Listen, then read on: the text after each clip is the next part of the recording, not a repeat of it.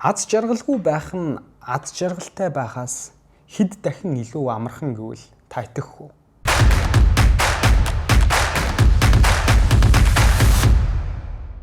Миний YouTube сувгаар дахин зочилж байгаа та бүхэндээ маш их баярлалаа. Тэгээ өнөөдөр бид бүгдээ хамтдаа ярилцах сэдэв бол та өөрийнхөө өдөр тутмын амьдралд талархах гэдэг дадал хэвшлийг бий болгоснороо таны оюун санаа, сэтгэл санаа, бие махбодод эерэг өөрчлөлтүүд гардгаа гэдэг шинжлэх ухааны талаас нь тайлбарлсан хэд хэдэн судалгааны ажлууд байна. Тэгэхээр энэ судалгааны ажлын үр дүнтэй хэдүүлээ хамтдаа танилцах болно. Тэгэхээр энэ чиглэлийн хэд хэдэн подкастуудыг сонслоо. Тэгэхээр багцлаад талархах дасгалын ач холбогдол сөрөг бодлоос хэрхэн өөрийгөө тусгаарлаж илүү амьдралын чанараа сайжруулах вэ гэдэг сэдвийн хүрээлэлд тавьчихсан өнөөдөр хэдүүл ярилцсан гэсэн. Магадгүй өнөөдрийн бичлэгийг үзсний дараа таны амьдралд тодорхой хэмжээний эерэг өөрчлөлтүүд гарахыг үгүйсгэхгүй. Тийм учраас 15 минут анхаарлаа нааша хандуулаасаа гэж та бүхнээс хүсэж байна. За эхлээд хэдүүлээ аз жаргал гэдэг тодорхойлтыг ойлгох хэрэгтэй болчихно. 19-р зуунд амьдарч ирсэн тарих судлаач Сигмунд Фройд гэдэг эрхэм аз жаргалын талаарх өөрийнхөө тодорхойлтыг ингэж хийсэн. Хүний ер нь бол хүн төрлөختөн буюу бид нар те аз жаргалтай байх боломжоо өөрийнх нь бие организм аль үжээ ингээ хязгаарласан байдаг. Нэгсэнд аз жаргалтай байхад илүү загварчлагдж бүтээгдээг гэсэн үг хүний бие. Харин эсвэргээрээ зовлонд илүү өртөх магадaltaй, зовлонд илүү өртөх нь хялбар байдаг. Ийм байдлаар механизм бий болсон. Хамгаалтын систем нь хөгжсөн гэсэн. За тэгвэл хүн юунаас бол зовоод идэх юм бэ гэдэг асуултанд хариулах шаардлагатай болчихно. Тэгэхээр энэ дээр 3 хүчин зүйлийг Сигмунд Фройд тодорхойлсон байна. Хамгийн ихнийх нь болохоор бие махбод. Бид нар төрсөн нь үнэн, тэгэхээр үхэх нь үнэн. Хөгшрөх тусам бидний залуу эс үхчин, зарим нь хөгшрөн, тэнгүүд бидний бие махбод сүлдэн, ядарна, илэгдэн, тэгээд эхлэнгүүд өвдөлт бие дээрээ мэдэрнэ. Энэ бол хүний хувьд зовлон. Хоёр дахь хүчин зүйл нь болохоор гадаад хүчин зүйл гэж. За гадаад хүчин зүйл нь бид нар өөрсдөө үүнийг удирдах чадахгүй маш олон хүчин зүйлүүд байна. Аюул ослууд байна, гинтийн аваар ослууд байна. Магадгүй надаас хамаарахгүй намайг шаналгах, намайг зовоох маш олон зүйлүүд гадаад хүчин зүйл байж идэг. Энэ зүйлийг хэлж. За гурав дахь нь. За энэ хэлэх гэж байгаа зүйл бол дээрх миний хэлсэн хоёроосоо илүү хувь хүнийг илүү зовоодог. Зовоох магадлалтай. Тэр нь юу вэ гэхээр хүн хоорондын харилцаа гэж. Хүн хоорондоо төвөгтэй харилцаатай, хоорондоо маргалцсан, муудалцсан ч гэдэм үү, хоорондоо асуудалтай байгаа харилцаа бол хүнийг асар их зовоодог юм аа. Тэгэхээр хүн хоорондын харилцаа бидний нийгэмд ямар чухал вэ гэдгийг үүгээрээ бас 19-р зуунд амьдарч ирсэн хүн бол тодорхойлцсон байна шүү дээ. Тэр ийм 3 хүчин зүйлээс болж хүн зовдөг юм байна гэж. Тэгэхээр бидний энэ бие түрүүн миний хэлсэн шиг ерөөсөө ирээдүйдээ байнга санаа зовдөг. Юу болох вэ гэж өөрийн амьдралдаа санаа зовдөг. Ямар нэгэн аюул осол ирээд намайг алчих болоод гинтийн зүйл болох болов гэдэг айдастай хөтлөгдөөд байнга тэрэндээ хариу хамгаалах механизм бий болох гээд бие дээр ингээд ажиллаж идэг тэр төгшүүрийн дохионууд гэж тийм үү. Ийм зүйлүүд бол бидний зөн сонгоор суудсан байдаг. Тийм учраас хүн аз жаргалтай байхаас илүү зовх нь илүү хялбар байдаг юм байна л та. Тэгж тодорхойлсон. Тэгвэл одоо хэдүүл нэг жишээ авъя л та. За аз жаргалтай байх. Миний баруун гар бол аз жаргалгүй байх. Тэгэхээр хүн өөрөө ингээд цаанаасаа загварчлагдсан систем нь бол илүү аз жаргалгүй байхад нь илүү магадлал өндөр байгаа даа шүү дээ. Тэгвэл энэ хоёрыг тэнцвэржүүлээд магадгүй аз жаргалтай байхын илүү дээр гаргаж болох уу гэвэл бол. Үүний шинжлэх ухаан хэд хэдэн сүүлийн үеийн судалгаагаараа ингээд тарих судлаач нар гаргаж ирээд ингээд танилцуулсан байна л. Тэр нь өнөөдрийн миний яриад байгаа энэ талархал гэдэг сэдэв байна. Талархах дадал хэвшлийг яаж үр дүнтэйгээр өөрийн амьдралдаа бий болгоснороо яг энэ амьдралын чанар буюу сэтгэл ханамжтай байх мэдрэмжийг хэрхэн давтамжтайгаар авах вэ гэдэг зүйлийг ярих гэдэг юм. Тэгэхээр одоо жишээ нь би өөрийнхөө Сэхэтэн подкасттай холбож ярьж байгаа. Би одоо ингээд 7 жил подкаст хийгээд явж байгаа. Яагаад ингээд тасралтгүй дундаас нь орхичихгүй хийгээд байна вэ гэхээр тэнд асар их хүмүүст хэрэгтэй зүйлийг хүргэж байгаа. Хүмүүсээс талархах тэр үгс тэр мэдрэмж нь намайг амар тэжээдэг байгаа. Надад маш их урам зориг өгдөг. Намайг магадгүй хүний тархин дотор байдаг нөгөө шагналын систем гэж яддаг шүү дээ. Тэр болгоныг өдөөж идэг. Тэр мэдрэлийн хэлхээнүүдийн хооронд нь идэвхжүүлж идэг учраас намайг амьдруулад идэг. Тийм учраас би өөрийнхөө подкастыг хаягахгүйгээр хийгээд идэг юм. Би тэрнтэйгээ илүү холбож тайлбарлаж байгаа. Жишээгээр баяжуулж ярих гэвэл тэ. Тэгвэл одоо хэдүүлээ талархлын эсрэг талд нь байгаад байгаа тэр сөрөг бодлын талаар ярих хэрэгтэй болж байна. Талархал гэдэг сэдвийг ярихаас өмнө. За энэ сөрөг бодол өөрөө юу яаж үүсдэг юм бэ? Юунаас үүсдэг юм бэ гэдгийг би сая тайлбарлалаа шүү дээ. Хүний өөрийн энэ механизм чинь өөрөө энэ сөрөг бодол юмнаас айх түгших байдалд бол зөн совин ингээд суудсан хувь хүний үүсэл хөгжлийнхөө энэ байгалийн шалгарлаараа ингээд те адгуу самтанд идэгдэхгүй юмсан өлсөж өгөхгүй тулд хоол ундаа ирж хаагаад олчих юмсан гинтийн аюул осол те тэр овг аймаг эсрэг хүмүүс ирээд намайг алчихгүй гэ. Хүний энэ үүсэл хөгжлийн явцдал энэ бүхэн чи өөрөө ингээд хөгжөөд ирсэн байна л да. Байгалийнхаа шалгарлынхаа хуулиар. Тэгвэл сөрөг бодол ингээд өдөөгдөд байгаа юм бол энэ сөрөг бодол чи өөрөө яаж хүний тархинд тархаад бие махбодод ямар дохиог өгдөм бэ гэдэг зүйлийг ярих гэдэг. Дэлхийн 2 дугаар дайны үед хорих лагеруудад хоригдчихсэн, Германы хорих лагеруудад хоригдчихсэн Виктор Франкл гэдэг нөхөр. За бас л сэтгэл судлаач, эмч хүн. Тэгээ Виктор Франкл аз жаргалын эрэлт гэдэг номон дээр ингэж бичсэн байна л да. Сөрөг бодлын талаар. Сөрөг бодол гэдэг бол яг хийн төлөвт оршиж байгаа бодистой ижилхэн гэж. Энэ юу гэсэн үг вэ гэхээр тухайн одоо миний энэ бичлэг хийж байгаа өөрөө эзлэхүүний хувьд ямар хэмжээтэйгээс үл хамааран энд ямар нэгэн хийн төлөвт байгаа бодис тархах юм бол бага хэмжээтэй ч гэсэн тархах юм бол энэ эзлэхүүн энэ өрөөний эзлэхүүнийг тэр чигтэн дүүргэх хүчин чадалтай байдаг. Дүүргэж чаддаг гэсэн үг. Тэгэхээр сөрөг бодол өчүүхэн ч гэсэн сөрөг бодол чи өөр дээрээ мэдэрлээ гэхэд чиний тарих бие организмд кортизол буюу стрессийн дааврыг асар хүчтэй ялгаруулаад түүнээсээ болоод зүрхний хэмнэл чинь маш хурдсаад чи биен дээрээ таагүй мэдрэмжийг авч эхэлдэг гэсэн. Тэгэхээр сөрөг бодолд хүртэл бага зэргийн сөрөг бодол байна уу, их зэргийн их хэмжээний сөрөг байдал байна уу гэдэг тийм ойлголт төдийлөн байдаггүй гэсэн. Бага зэргийн сөрөг бодол ч гэсэндээ таны бие организмд сөргөөр нөлөөлдөг.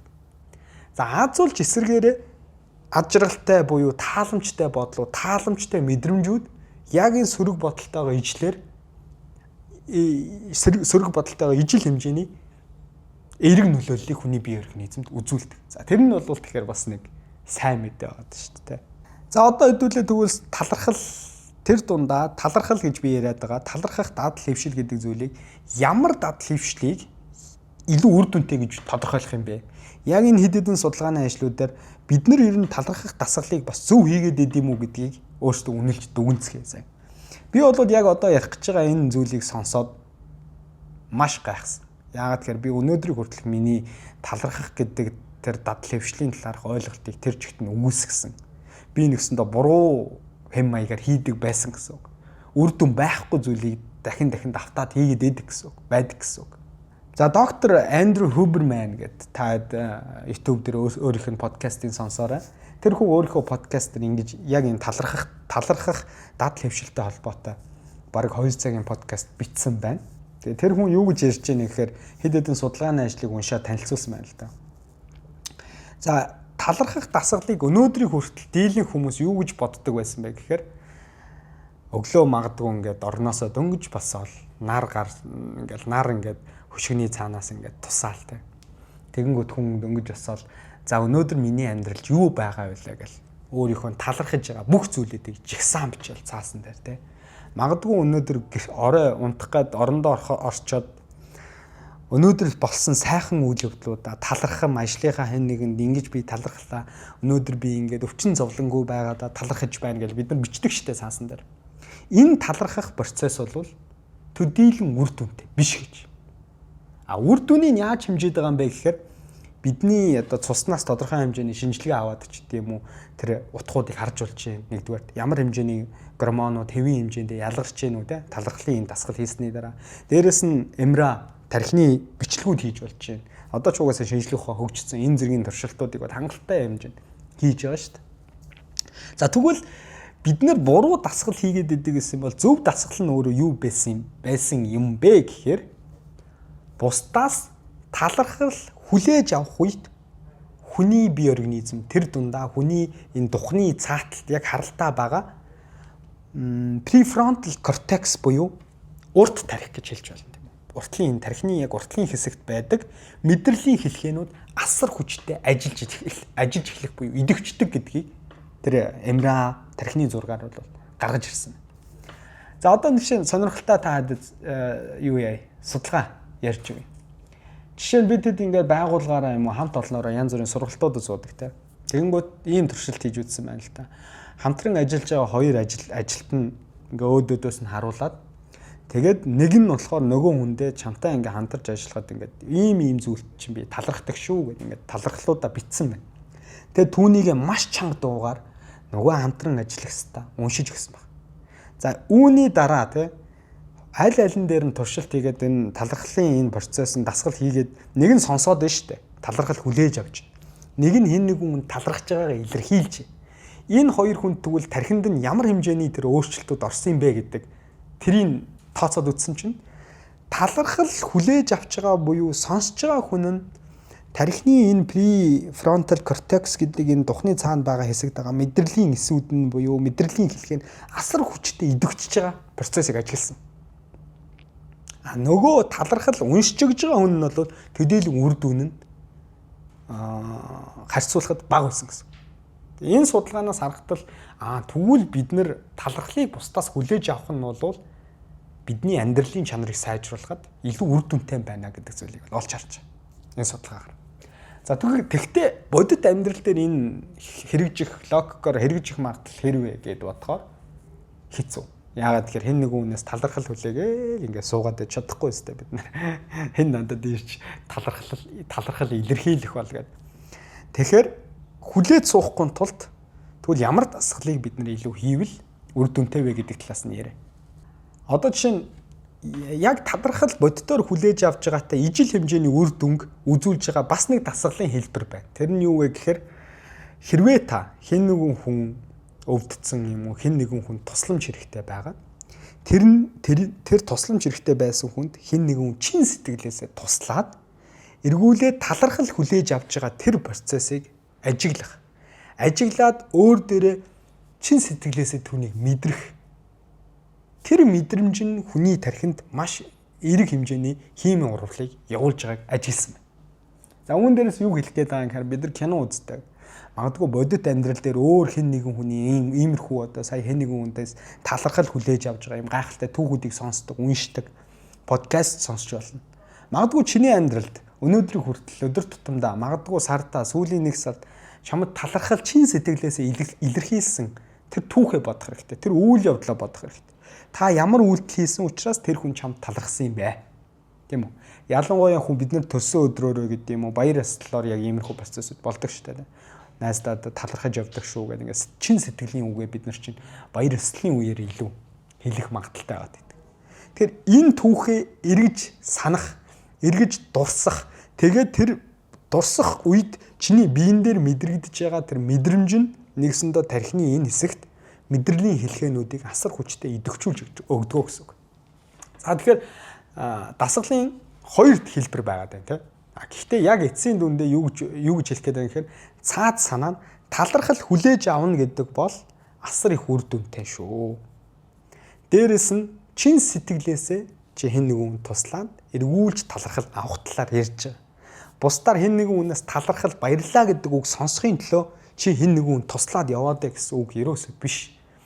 Чин сэтгэл тэнд байхгүй бол эмоц байхгүй бол үр дүн байхгүй.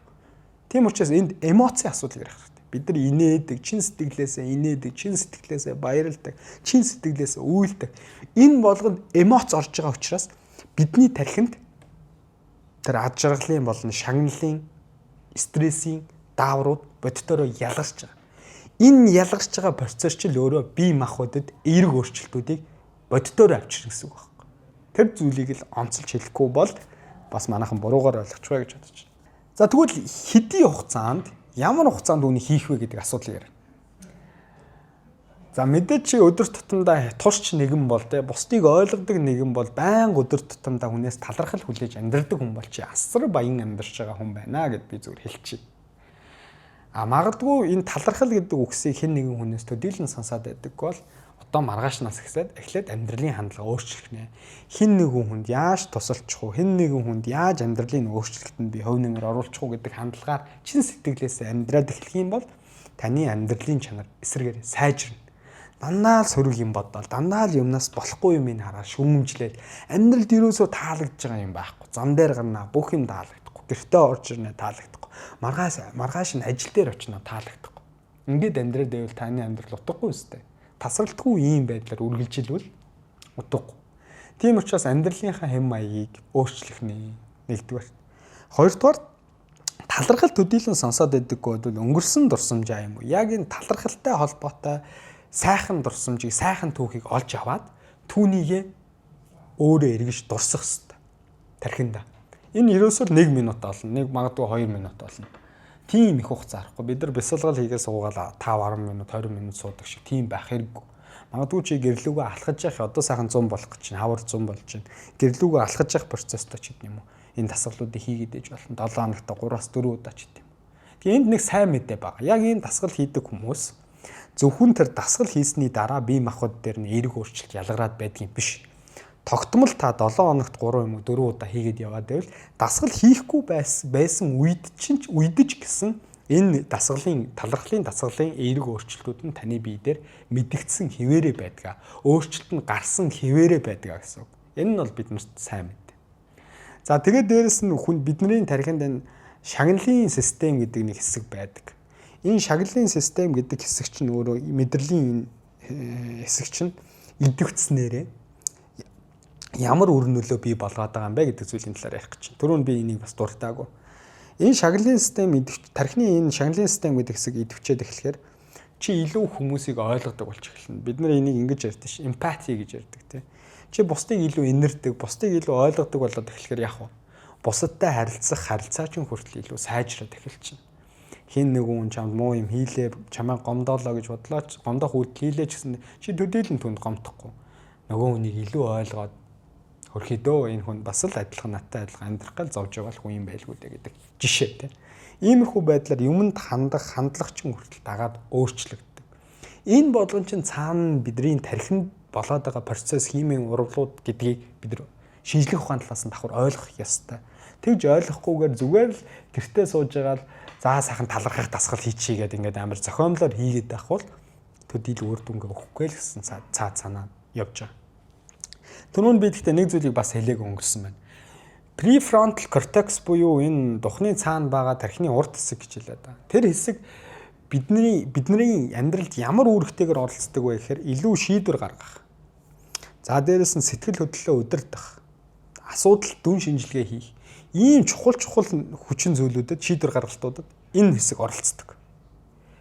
Тийм учраас энэ хэсэгт байгаа тэр эсүүд мэдрэлийн хэлхээ идэвхжих тусмаа саяны миний ярьсан ур чадварууд илүү сайжирна гэсэн үг.